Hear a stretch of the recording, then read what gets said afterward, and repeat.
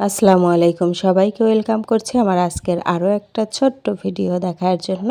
আর video দেখার শুরুতেই সবাই ছোট্ট করে একটা লাইক দিয়ে দিবেন প্লিজ। অনেক দিন পরে, মানে অনেক দিন বলতে অনেক বছর পরে এই ফুল দেখলাম আর খাবো। আমাদের বাড়িতেই আগে এই গাছটা ছিল, কিন্তু এখন আর নাই। কে যেন আমার ভাইয়ার কাছে এগুলো দিয়েছে, তো ভাইয়া নিয়ে আসছে। তো আমরা এগুলো বেছে নিচ্ছি, আমি আর আমার ভাইয়ের মেয়ে। কারণ ভিতরে একটা ডাটা মতো থাকে শক্ত, এটা খাওয়া যায় না, সেটা বেছে ফেলে দিতে হয়। এই যে আমরা কিন্তু সবগুলো বেছে এরকম ফেলে দিচ্ছি। বোটাটা রাখছি যাতে বানাতে সুবিধা হয়, আবার কোনোটা ফেলেও দেয়া হচ্ছে। এই যে ছোট অবস্থায় কিন্তু এরকম থাকে, এখানে দেখতে পাচ্ছেন।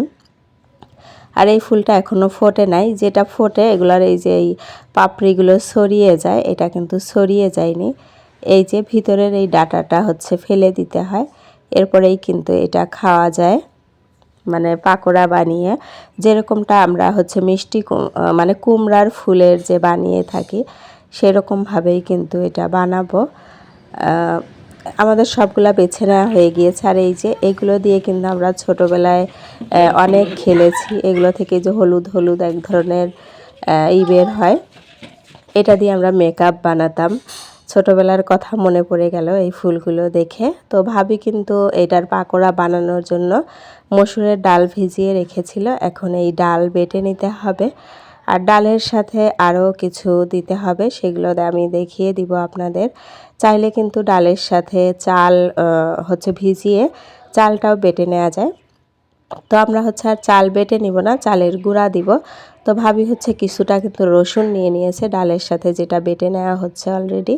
আর এখানে হচ্ছে পেঁয়াজ আর কাঁচামরিচ দিয়ে রেখেছে, এটাও কিন্তু বেটে নেওয়া হবে। চাইলে কিন্তু শুকনা মরিচের গুঁড়া যেটা, এটাও দেয়া যায়। তো এখানে কাঁচামরিচ বেটে তারপরে কিন্তু এটা করা হবে, আর পেঁয়াজটাও বেটে দেয়া হবে।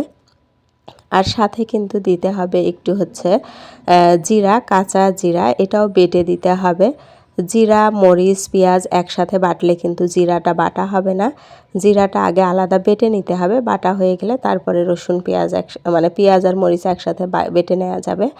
তো বাটা হয়ে গিয়েছে। এখন এই যে ফুলগুলো কিন্তু ধুয়ে নিতে হবে। ফুল আমরা বেছে রেখে দিয়েছিলাম, এগুলো কিন্তু ধোয়া হয়নি। তো এখন পানি দিয়ে বেশ কয়েকবার এভাবে খলিয়ে খলিয়ে ধুয়ে নিতে হবে। ধোয়া হওয়ার পরে এখন ডালের মধ্যে এই যে চালের গুঁড়া দিয়ে দেয়া হচ্ছে। এই গুঁড়ার পরিবর্তে চাল বেটেও কিন্তু দেয়া যায়। আর মরিচ রসুন পেঁয়াজ তো আগেই দেয়া হয়েছে, আর একটু অ্যাড করা হলো হলুদের গুঁড়া।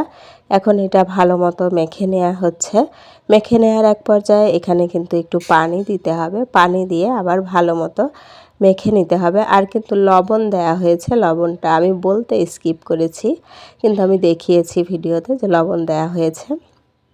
এখন ফুল এর মধ্যে এই যে একটু এপাশ ওপাশ করে লাগিয়ে নিয়ে ভেজে নিতে হবে। ভাবি হচ্ছে একটা ঝাল ছাড়া করেছে আর একটা ঝাল দিয়ে, কারণ বাচ্চারা আছে, ওরা বেশি ঝাল খাবে না, এই জন্য দুই রকম করে করতে হয়েছে।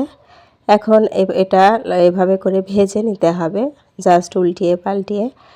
মানে যেভাবে আমরা হচ্ছে কুমড়ার ফুল করি সেভাবেই। এটাকে কিন্তু আমরা বক ফুল বলি, জানি না অন্য কোথাও কারা কী নামে এটা চেনেন। এখন উল্টিয়ে পাল্টিয়ে ভেজে নিলেও হয়। আর এদিকে ঘরে হচ্ছে বাচ্চারা নিজেরাই নুডলস রান্না করে খাচ্ছিল, তো আমি ভাবলাম যে একটু দেখে আসি ঘরে ওরা কি করছে।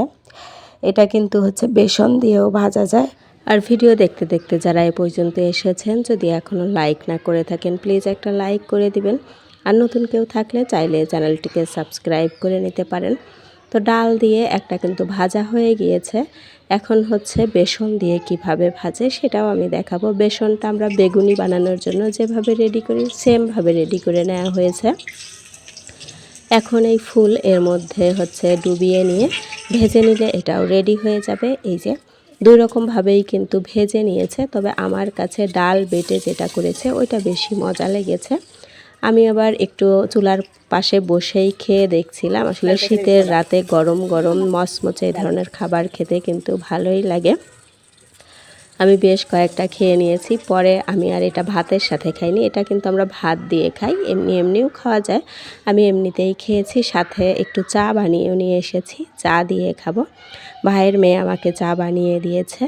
এই তো আমার আজকের ব্লগ কিন্তু এতটুকু পর্যন্তই ছিল। সবাই ভালো থাকুন, সুস্থ থাকুন, আল্লাহ হাফেজ, আসসালামু আলাইকুম।